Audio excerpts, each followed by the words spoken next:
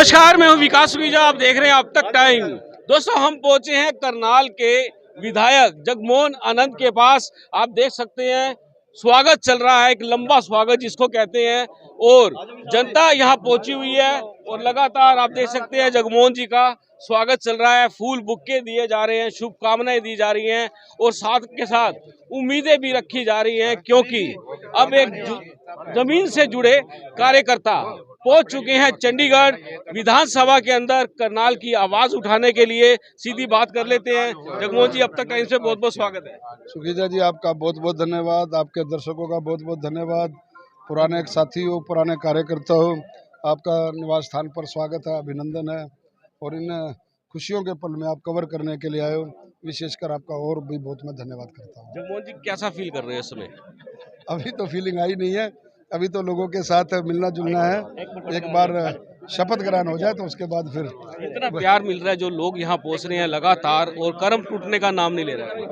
हाँ, लोगों का बहुत प्यार मिल रहा है। 1 लाख लोगों ने वोट किया है लगभग, और 1 लाख लोगों ने अगर चुना है तो निश्चय ही मेरे पास शब्द नहीं है जनता के प्रति, करनाल की जनता के प्रति। जगमोहन जी, तीसरी बार हैट्रिक लगना भाजपा का इस समय पूरे वार्ड के अंदर बहुत बड़ा, बात करें तो बधाइयां मिल रही हैं। हरियाणा वालों ने छप्पड़ फाड़ कर दिया है। मोदी जी ने जिस प्रकार के कहा कि ये गूंज बहुत दूर तक और बहुत देर तक रहेगी, निश्चय ही ऐसी अपेक्षा, ऐसा आशीर्वाद पा करके हम धन्य हैं। जगमोहन जी, बात करें, करनाल के काफी मुद्दे हैं, उन पे बात करेंगे, लेकिन इस समय सबसे बड़ा मुद्दा चल रहा है जो विपक्ष के नेता थे। बात करें घरौंडा की, बात करें करनाल की, बात करें और भी पूरी पांचों सीटें की बात करें, मैं कहता हूँ 9 सीटों की बात करें, 9 की 9 सीटों पे सुपड़ा साफ हो गया है। और अब जो बवाल मचा हुआ है, उससे क्या लगता है? नहीं, ठीक है, बिल्कुल जो उन्होंने बातें कही हैं उसमें कोई दो राय नहीं है। कांग्रेस के लोगों ने भरपूर मदद करी है, हमारी दिल खोल करके मदद करी है, इसमें कोई दो राय नहीं है। हर साथी ने जिसका जहाँ जहाँ संपर्क था, क्योंकि कांग्रेस में संगठन नाम की कहीं कोई चीज़ नहीं थी। मैं किसी का व्यक्ति विशेष का नाम तो नहीं लूँगा, लेकिन हमारी भरपूर मदद की है, और मैं उन सब साथियों का धन्यवाद अवश्य करना चाहूँगा। वैसे ऐसी उम्मीद नहीं थी कि इतनी भी वहां से भी मदद मिलेगी। मैंने कहा, कई बार व्यक्तिगत संबंध जो होते हैं व्यक्ति के, वो ज़्यादा बड़े हो जाते हैं। और जब संगठन नाम की वहाँ चीज़ नहीं थी और लोगों को एक दूसरे की टांग खींचने की वहाँ कांग्रेस में परंपरा रही है, पुरानी परंपरा रही है। और अगर बाप बेटे की राजनीति को आगे बढ़ाएंगे, परिवारवाद की राजनीति को आगे बढ़ाएंगे, संगठन की राजनीति अगर नहीं होगी, तो ऐसे दृश्य हमेशा सामने के लिए आते हैं। भारतीय जनता पार्टी एक कैडर बेस्ड पार्टी है, हम लोगों ने कैडर को आगे बढ़ाया। मैं अपनी बात लूँ, मैं तो सार्वजनिक मंचों से कह चुका हूँ, कोई हमने टिकट की परिक्रमा नहीं की, किसी नेता के हमने चक्कर नहीं काटे, 1 रुपया चवन्नी हमने टिकट के लिए खर्च नहीं की। वहाँ करोड़ों रुपए लेकर के ये लोग टिकटें लेके आते हैं, बाद में इनका जूता बजता है। मेरे साथ संगठन के प्रत्येक कार्यकर्ता ने समर्पित होकर के काम किया, उन लोगों ने भी काम किया, विपक्ष के लोगों ने भी सहायता करी, नतीजा आपके सामने है। जगमोहन जी, जो ये मुद्दा चला है पर्ची खर्ची वाला, ये बड़ा अहम रहा है इसके अंदर। मैंने हर सभा में ये बात कही कि क्या इस सभा में कोई, जो चुनावी प्रचार चल रहा था, कोई परिवार ऐसा है जिसकी नौकरी लगी हो? तो दूर अंत में कोने पर वो परिवार 2 बैठे होते थे। तो मैं उनसे पूछता था कि भाई, जब आते थे तो भी आप कैसे आए? कहते, हम भाजपा वालों को बहुत चाहते हैं कि उन्होंने हमारे परिवार में नौकरी दी। कोई कह रहा था मेरा भतीजा लगा, कोई कह रहा मेरी बेटी लगी। मैं उनसे पूछता था कोई अपने मकान गिरवी रखा? कहते नहीं। मैं उनसे पूछता था कोई अपना जेवर गिरवी रखा? कहते नहीं। अब सुखीजा जी, जिस परिवार में जिस गरीब बच्चे की नौकरी लगी हो, बिना पैसे के नौकरी लगी हो, 2 लाख के लगभग हमने नौकरियां दी हैं, यार वो परिवार कैसे टूटेगा हमारे से? हैं? आज से पहले इनके चुनावों में चलते हुए शमशेर सिंह गोगी जी कह रहे हैं कि पहले मैं अपना घर भरूंगा, फिर अपना पेट भरूंगा, फिर दूसरे साथियों का जो साथ है उनका घर भरूंगा। लोगों ने नकार दिया है। फरीदाबाद के विधायक कह रहे हैं 50 वोट पर एक नौकरी। ये तो इस प्रकार की इन्होंने लूट का प्लान बना लिया था, थाने तक बिक चुके थे। हमारे ये मैंडेट से पहले, ये तो शुक्र है हरियाणा की जनता ने हरियाणा को लूटने से बचा लिया, रोहतक जलाने वालों से बचा लिया। किस प्रकार से चुन चुन करके एक विशेष वर्ग की, जिस समाज से मैं आता हूँ, उनकी दुकानें जलाई गई। और शर्म आती है कि जिस दिन पंजाबी सम्मेलन यहाँ पर हुआ और अगले दिन तथाकथित कुछ यहाँ के समाज के कुछ ऐसी भेड़ों ने कहा कि जब रोहतक वालों को ऐतराज नहीं है तो करनाल वालों को क्या ऐतराज है। समाज को ये लोग बांटने का काम कर रहे हैं। जो क्या रोहतक में जो दुकानें जिनकी जली, वो हमारे भाई बंद नहीं, किसी भी वर्ग से क्यों ना हो, मुरथल कांड हुआ अभी मूर्थल से। कांड हुआ। क्या इस प्रकार का लोकतंत्र में कोई स्थान है? ये दबंगई की राजनीति नहीं चलेगी। यहाँ अमन जो शांति की राजनीति है, जनता के साथ, जनता को साथ लेकर के चलें। सारे जीवन पूंजी बना करके आदमी अपना व्यापार खड़ा करता है। हम लोग पहले उजड़ के आए, यहाँ करके हमारे माँ बाप ने किस प्रकार से अपना रेहड़ियों पे लगा के काम किया। आज अगर हम स्थापित हुए हैं तो अपने पूर्वजों की वजह से हुए हैं।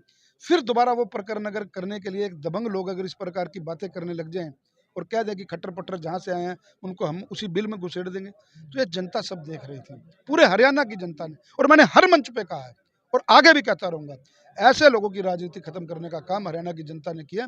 हरियाणा में ऐसे लोगों की राजनीति में कोई स्थान नहीं है। जगमोहन जी, खासकर एक ही वर्ग को टारगेट बनाया जाता है, वो आपको मालूम ही है, और उसके बारे में कुछ नेता, स्थानीय नेता भी एक ही वर्ग को टारगेट बनाते हैं और बड़ा मामला होता है। ऐसे लोगों के लिए क्या मैसेज है? मैंने आपको क्या कहा, हमारा समाज देखिए, मैं बताऊं, वैसे हर समाज मेहनत का समाज होता है, लेकिन जब हम विस्थापित हुए थे, हम लोग मेहनत कर करके, अब देखिए समाज ने किसी के आगे भीख नहीं मांगी, समाज अपने पैर पे खुद खड़ा हुआ है, यहाँ का सामंजस्य बनाया है। हरियाणा एक हरियाणवी की बात करते हैं, उस नाते से हम लोग खड़े हुए और आ करके हमारे जहाँ जहाँ कार्यक्रम हो रहे थे उन लोगों को धमकाना शुरू कर दिया। अगले दिन उनके गले में पटके डालने शुरू कर दिए, उनको नंगा करना शुरू कर दिया, उनकी फोटोएं लिख कर। मैं तो सार्वजनिक मंचों पे चलते चुनाव में बात कहता रहा हूँ। लोगों ने कहा कोई बात नहीं, गले में पटका डालिए, आइए घर पे चाय पीजिए, लेकिन वोट तो जनता ने जाकर के मशीन में डालना था ना। चौथे राउंड में बहन जी चली गई। जनता की जब ताकत होती है ना, जनता जब चाहे तो आसमान पे और जनता जब चाहे तो फर्श पे। त्रिलोचन जी कहते हैं ड्राइंग रूम से राजनीति नहीं चलेगी। बिल्कुल ठीक कहते हैं। जब मैं शुरू से कहता रहा हूँ, हालांकि त्रिलोचन जी संगठन के परिपक्व आदमी हैं, मैंने उनसे मदद मांगी, उन्होंने कहा नहीं जगमोहन जी, मैं आपको मदद नहीं करूंगा, मैं पार्टी संगठन से जुड़ा हुआ हूँ। मैंने उनको कहा कि जब टाइम था मुख्यमंत्री के सामने आपको लड़वा दिया और आज आपकी बारी है तो बहन जी को टिकट दे करके आ दी, तो आप मेरी मदद करें। उन्होंने कहा नहीं, आपका मेरा संबंध हो सकता है, लेकिन मैं पार्टी जिस संगठन से जुड़ा हूँ मैं मदद उसकी करूंगा। एक ईमानदार व्यक्तित्व, मैं उनकी सोच को सलाम देता हूँ। लेकिन जो उन्होंने बात कही, हर पार्टी को जिंदा, हालांकि उनका मैटर है, मेरा नहीं है, उन्होंने पार्टी को, कांग्रेस को जिंदा रखा। कांग्रेस के हर प्रदर्शन में वो आ रहे, दूसरे लोग कहाँ थे? और जब टिकट की बारी आई, ये आकर के करनाल में पंजाबी सम्मेलन उन्होंने किया, तो किसी पंजाबी को टिकट देते या किसी और व्यक्ति को टिकट अपने लोगों को दी। उसके बाद हम सिखों के साथ है, 84 के दंगे किसने किए थे? गले में टायर डाल डाल के सिख, मेरे माता बहनों के अपना शरीर नोचा इन लोगों ने। उनको सजा दिलवाने का काम नरेंद्र मोदी जी ने किया। 47 के बाद दूसरा कांड 47 था के बाद बड़ा ये। दूसरा। आज तक सिख विस्थापित उठ नहीं सके, ठीक है ना।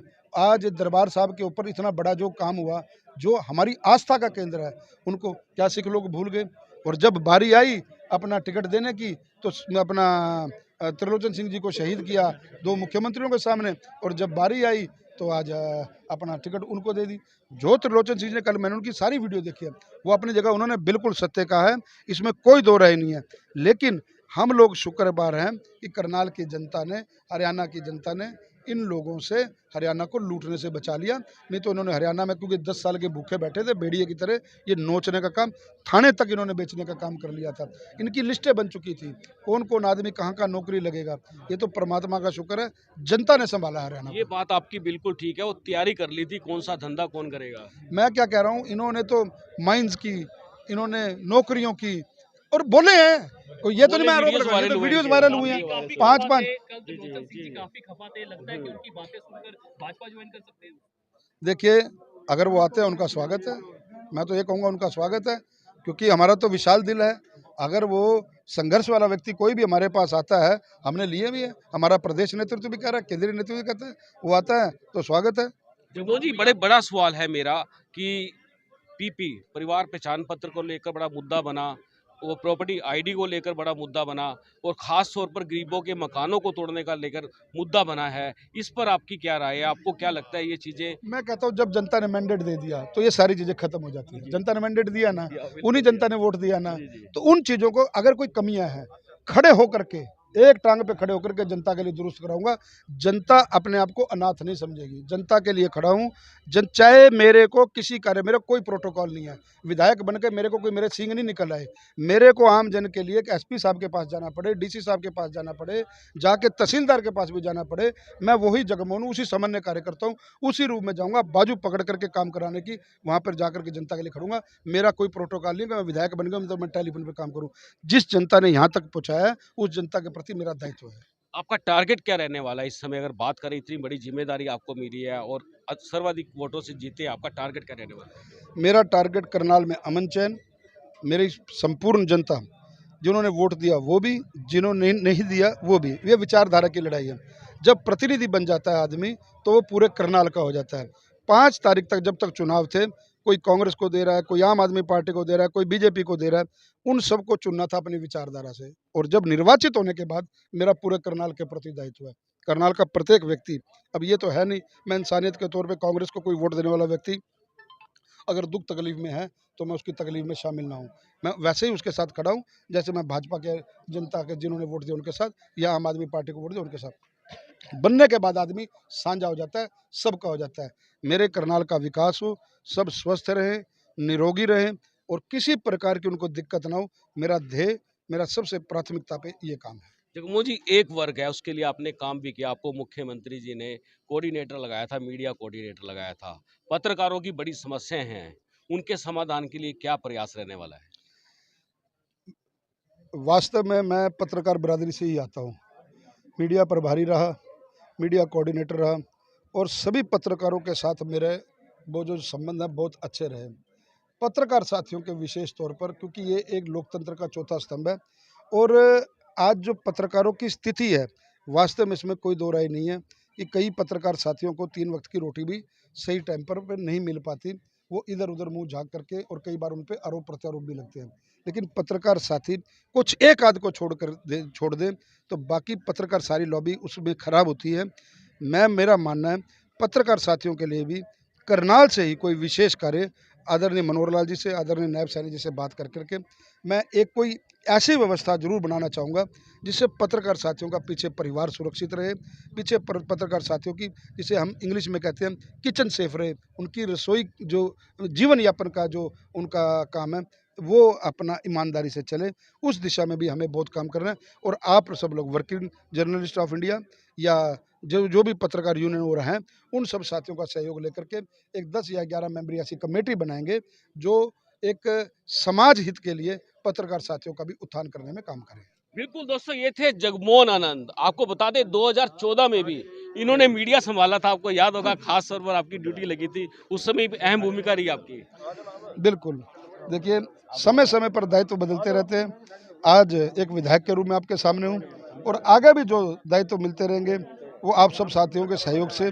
आप लोगों से भी मेरी अपेक्षा यही है, निवेदन यही है, कहीं मैं कुछ गलत कर रहा हूँ, कहीं आपको लगता है सुधार की गुंजाइश है, बेझिझक होकर के मुझे मेरी गलती का एहसास कराएं, मुझे मेरी बात का ठीक करने का एहसास कराएं।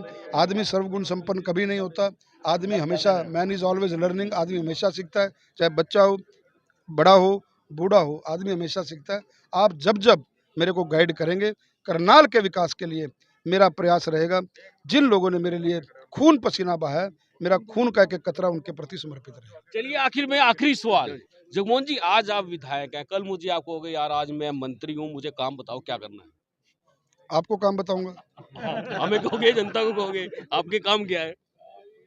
मेरा पहले भी वही काम है, आज भी वही काम है, कल मंत्री बन जाऊं, करनाल की जनता के लिए वही जगमोहन है जो कल तक उनके बीच में रहता था। एक्टिवा पे चलाने वाला, साइकिल में रहने वाला, दरी बिछाने वाला, मंत्री बन जाए, कुछ बन जाए, करनाल के लिए वही जगमोहन रहने वाला है। जी को जय श्री राम। दोस्तों, इस खबर को ज्यादा से ज्यादा शेयर कर देना, क्योंकि ये खबर है खास आपके लिए, पत्रकारों के लिए, समाज के लिए, और हम चाहेंगे इसको ज्यादा से ज्यादा शेयर कर देना। आपकी क्या राय है हमें जरूर कमेंट बॉक्स में बताना। आप देख रहे हैं अब तक टाइम्स, मैं हूँ विकास कीजा अपने साथी के निशाद के साथ। नमस्कार, जय हिंद, जय भारत।